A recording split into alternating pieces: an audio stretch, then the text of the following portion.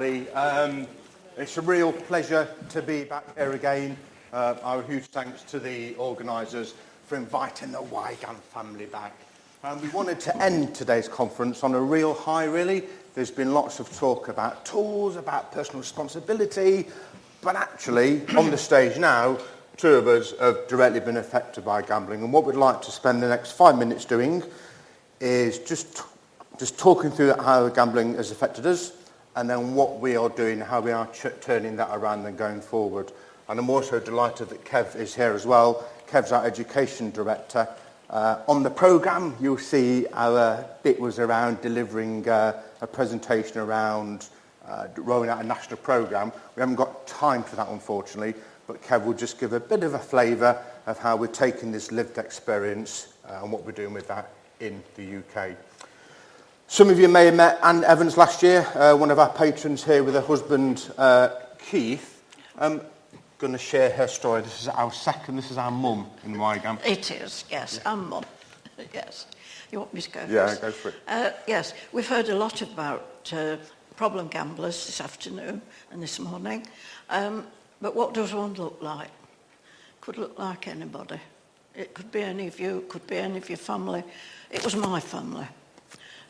My son, my youngest son, was a problem gambler, and he started as a teenager, like so many people do, gambling in the arcades and at motorway service stations with a casual, just give us £1, Mum, and while you and Dad have a coffee, and all seemed completely harmless.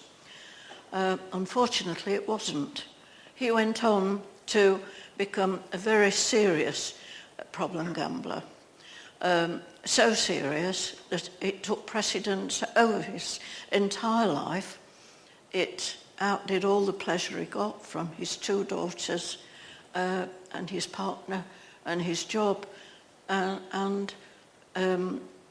This was a burden that my first husband, his dad, and I carried silently. We were so ashamed of what our son Alan was doing that we hid it from his brother and sister, we hid it from absolutely everybody. And there would be frequent meetings between my son and his dad, and he'd come away with money. And this went on from him being about 16. Once he began to start work, never had any money, always money being paid into his bank account. We knew it was gambling, and he kept assuring us, no, I shan't gamble anymore. This got worse and worse and worse. He'd finished up separated from his partner and was living in a house belonging to us. And he said to me one day, Mum, I've got a real problem. He said, I've got the bailiffs coming tomorrow. Now, to a hard-working, respectable family like ourselves, this sounded like the absolute end of the earth. And we said, what on earth for? He said, I've overdrawn on 6 credit cards. Well, how much? And it was £30,000, which in the middle 90s was an absolutely vast amount of money. We couldn't bear the thought of him having all his possessions dragged out into the street and piled into a bailiff's van. So, of course, what did we do? What I suspect most parents would do if they could. We paid the money. And he would never, ever gamble again. Unfortunately, it did. It went on and on and on until it became such a burden that I eventually told his brother and sister, who were absolutely horrified, and told him to leave. Don't come bothering my mum and dad again, just leave. And he did. His dad died a few weeks later, and I knew that he was carrying on gambling. I knew that he lived in a hovel. I knew that he was totally neglecting himself and that he'd lost his job, he'd lost all his money. But 2 years after that, I had an even worse shock when I was told that he'd hung himself. And this was absolutely awful, because then my family split up because they didn't know how to take this news. They'd got to have somebody to blame. So they were, unfortunately it was me. This was an absolutely disastrous time for me. It was in 2010 when my son killed himself, and he was 40 at the time. I didn't feel that there was anybody I could turn to, apart from other members of my family and my friends who were brilliant with me.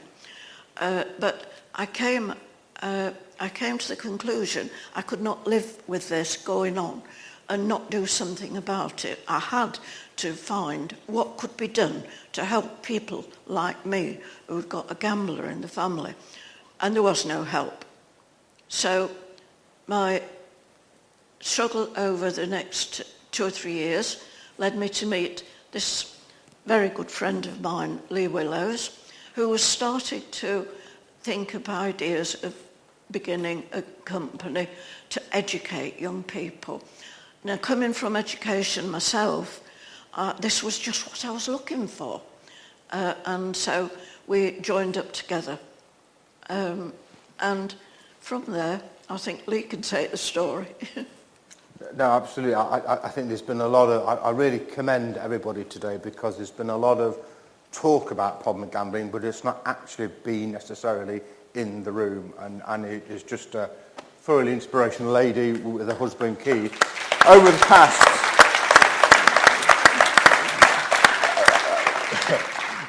the past 5 years, we've had an incredible journey. We've been invited to schools, obviously within the UK, England, Wales, Northern Ireland. We've been fortunate to do some work here in Cyprus, and it's sort of sharing that story of hope, really. And everything that you're doing absolutely is going to prevent people like myself or people like Alan meeting his tragic end. So we have got 2 minutes. So what have we done with that experience? Well, a lot of former addicts, and I think some of the slides showed it earlier, we tend to bash the industry, some addicts do. As addicts, we say, it's not my responsibility, actually, it's problem gambling. It's your responsibility. It's the operator. It's the product. It's the machine. It's somebody else's responsibility. But what's quite interesting is before YGAM, I'd spent 25 years education, predominantly working within prisons in the UK. And if you had a young person come to prison with some sort of behavioural addiction, whether it's drugs or drink, that led them to come into prison, actually what we used to talk about is about accepting responsibility and then trying to move forward. And for some reason in gambling, as gamblers, very few of us want to accept that responsibility.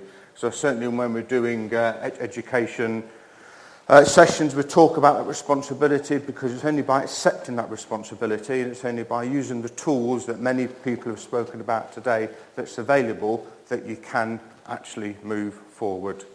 So the last minute or so, Kev, so we've been together for about 5 years with Keith, Anne's husband, also a patron of YGAM. And then Kev joined the YGAM family probably about 2 years ago as our education director, and has taken sort of our initial ideas that we had onto a whole new space around the workshops. Okay, so 2 minutes. And I squeeze that in 2 minutes. So at YGAM, as you've obviously heard these two really moving stories this morning, and I think I heard 3 words on a panel recently that really sum up what we do at YGAM, and those 3 words were about responsibility, about communication and collaboration, and they really sum us up perfectly. I scribbled them down on my pad as soon as I heard them.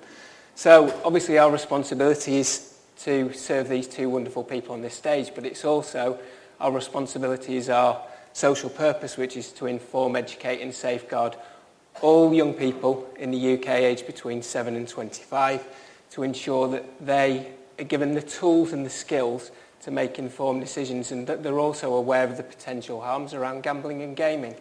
So we do that in a number of ways. We work directly with people who come into contact with young people, so whether they be youth workers, teachers, police officers, whoever and wherever they may be across the country.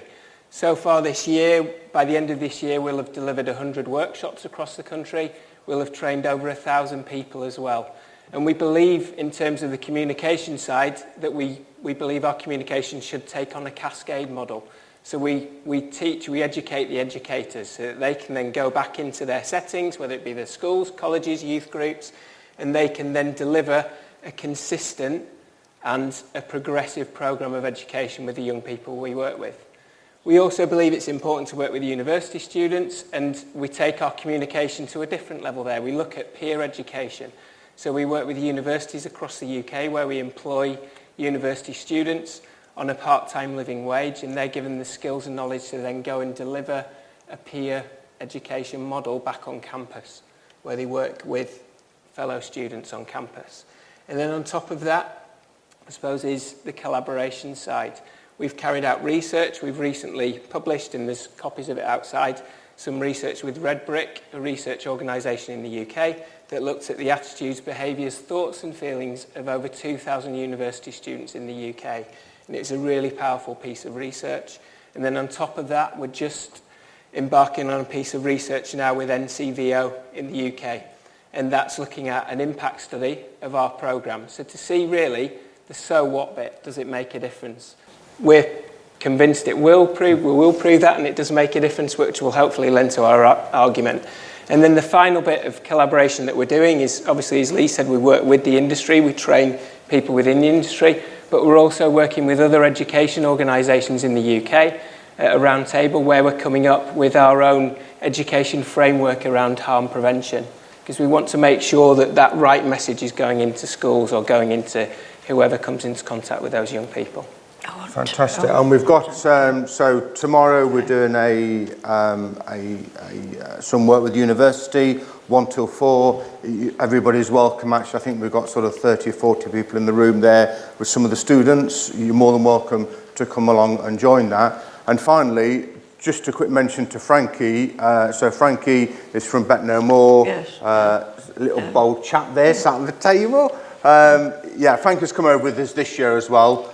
Because what we want to do also is take this lived experience and actually work with the operators as well. So thank you, conference, thank you. Can I thank Keith as well? Go on. I could not have done what I've done without the support of my wonderful husband, Keith. Keith Evans. Thank Brilliant. you.